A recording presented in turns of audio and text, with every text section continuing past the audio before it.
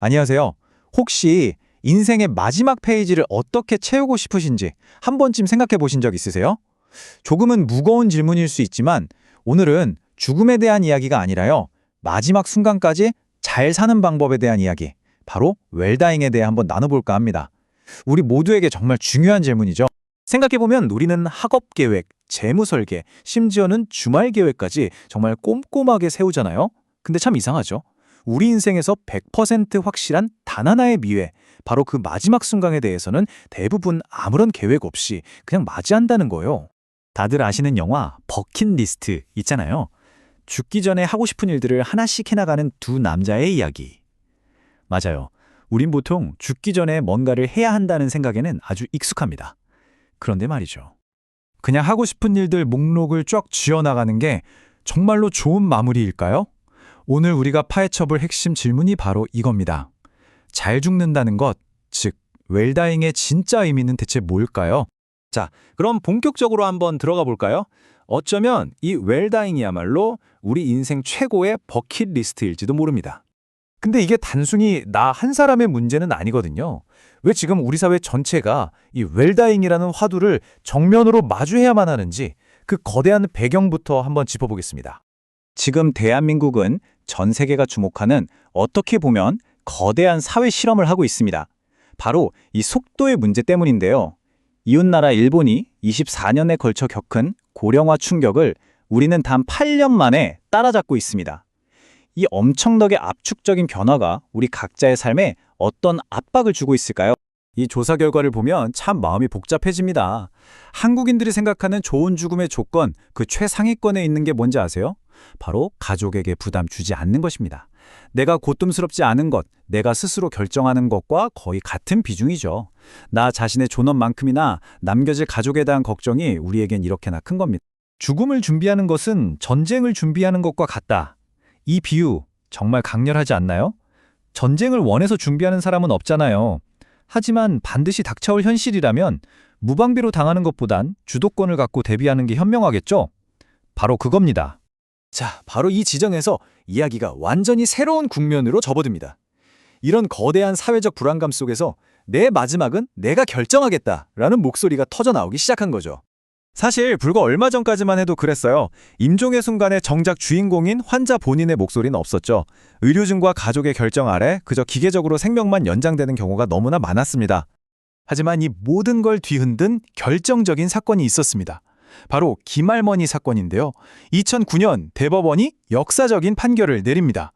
무의미한 연명치료를 거부할 권리가 바로 헌법이 보장하는 행복추구권의 일부라는 거였죠. 이 판결 하나가 정말 거대한 물결을 만들어서 마침내 연명의료 결정법이 생겨났고요. 2018년부터 우리 모두가 법적으로 내 마지막을 선택할 권리를 갖게 된 겁니다. 내가 결정하지 않으면 병원이, 가족이, 법이 결정하게 된다. 이 한 문장에 모든 게 담겨 있습니다. 내 인생의 마지막 결정권만큼은 그 누구에게도 넘겨주지 않겠다는 아주 단호한 선언인 셈이죠. 그래서 웰다잉은요, 그냥 죽음을 준비하는 행위가 아니에요. 역설적이게도 끝을 생각함으로써 그럼 지금 이 순간을 어떻게 살아야 하지? 하고 돌아보게 만드는 뭐랄까 가장 강력한 삶의 성찰 도구 같은 겁니다. 그렇다면 사람들은 이 새로운 권리에 어떻게 반응했을까요? 자그마치 163만 명입니다. 법이 시행된 지 불과 5년 만에 163만 명이 넘는 분들이 자신의 마지막에 대한 뜻을 미리 밝힌 거죠. 이건 정말 조용한 혁명이나 다름없습니다. 좋아요. 그럼 이 웰다잉 구체적으로 어떻게 실천할 수 있을까요? 몇 가지 도구들을 좀 살펴보겠습니다. 여기서 이웃나라 일본의 사례를 보면 아주 흥미로운 차이를 발견할 수 있어요. 우리는 법을 통해 의료적인 결정권을 확보하는 데 집중했다면 일본은 슈카츠라는 이름으로 삶의 마무리 전체를 디자인하는 하나의 문화 운동으로 이걸 발전시켰다는 점입니다. 일본의 슈카츠는 이렇게 의료 계획을 훌쩍 넘어섭니다. 내 재산이나 물건들을 미리 정리하고 장례 방식도 정하고 그리고 가족에게 하고 싶은 말을 엔딩 노트에 담는 거죠. 남겨진 가족의 부담을 모든 면에서 덜어주려는 아주 세심하고 종합적인 준비 문화인 겁니다. 그런데 말이죠. 이런 법적인 준비, 실용적인 준비들을 계속 파고들다 보면 결국 하나의 감정과 마주하게 됩니다. 그건 바로 사랑이에요.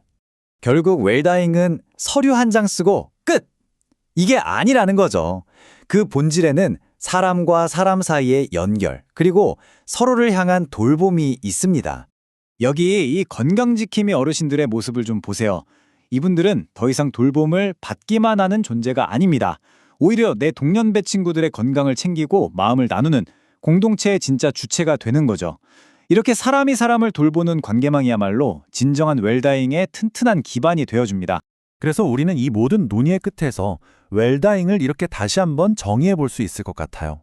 이것은 궁극적으로 사랑을 표현하는 하나의 방식이라고 말입니다.